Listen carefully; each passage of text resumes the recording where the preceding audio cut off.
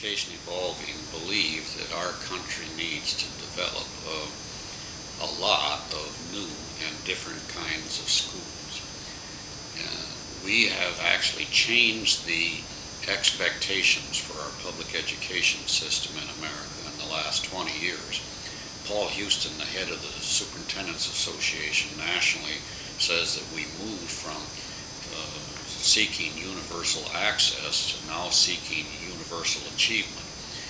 And if we're honest with ourselves, we need to say up front that we are a long ways from achieving that new goal.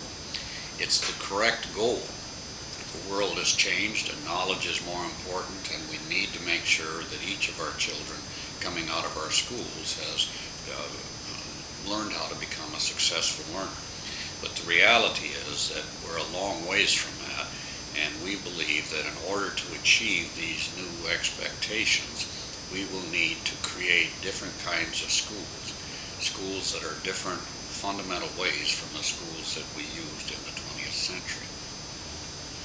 We need to start by saying to ourselves that a lot of people, maybe in some cases nearly half of our students, do not have successful learning experiences in our traditional school system. And as a result, we believe that we need to focus on two things, or motivation for two key groups. The two key players in any school are the teachers and the students.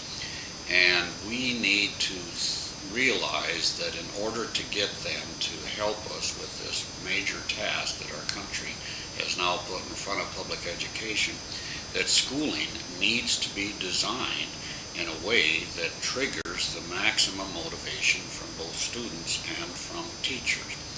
And so we're interested not only in new schools, we're interested in schools that maximize the motivation of the key players. And we know that there are models of schooling that do wonders to increase the motivation and enthusiasm for students. And we also have examples of schools where teachers have been deeply involved in the design of the school, deeply involved in the decisions about the school and its day-to-day operation. And both of these lead to increased motivation on the part of the key players.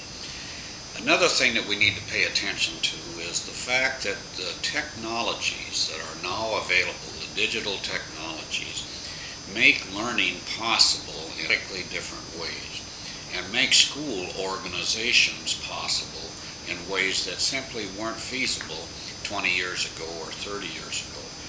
These technologies, we believe, make it possible to change our schools over from a primary focus on teaching to a primary focus on learning.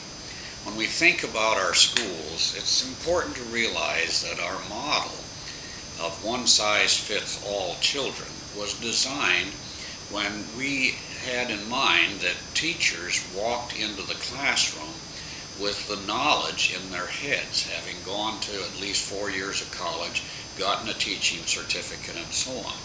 And so when I was teaching, the primary source of knowledge for those students was my knowledge of biology and science and the textbook that we provided to the students. That's no longer necessary. In fact, learning now is possible from almost any place, from an endless list of sources, and in many cases, the learning that is available electronically through the internet is significantly more effective than the learning that any teacher can provide.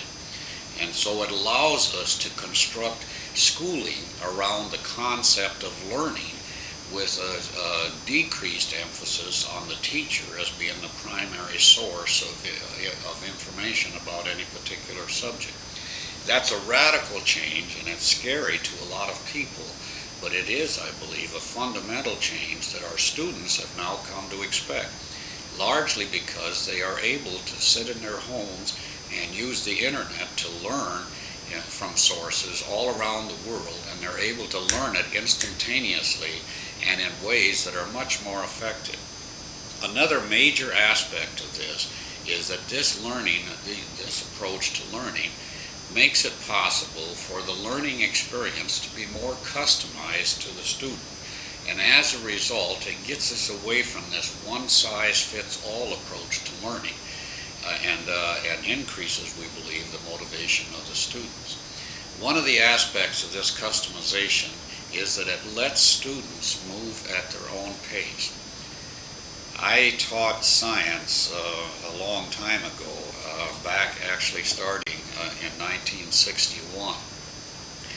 And I was sort of struck as I was teaching biology in the 60s that a significant portion of my students could have finished that course before Christmas if we simply could have let them move at their own pace.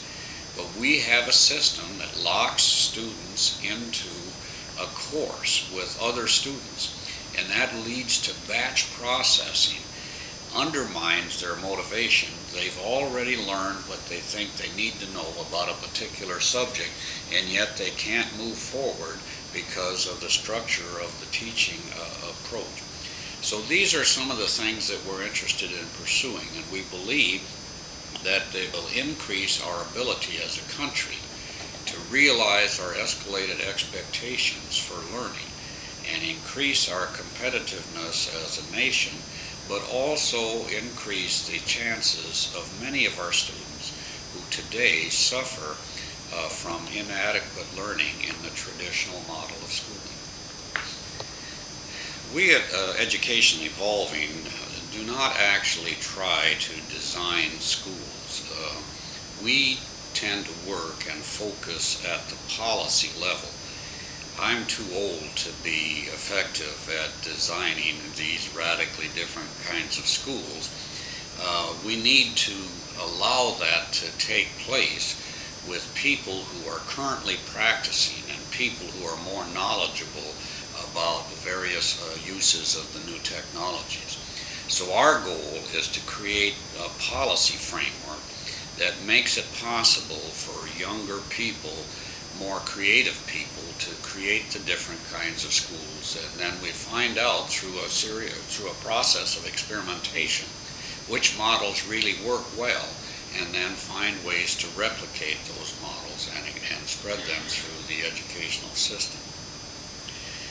We do have some opinions, however, about some of the key ingredients of these new and different schools, and one of those is the idea of motivation. We think that teachers and students need to work and learn in an environment that they find stimulating and challenging and exciting. And as a result, we believe that schools and policies, schools should be designed around the need for that motivation. And state and federal education policy ought to take into account the impact on student motivation and on teacher motivation that those policies entail.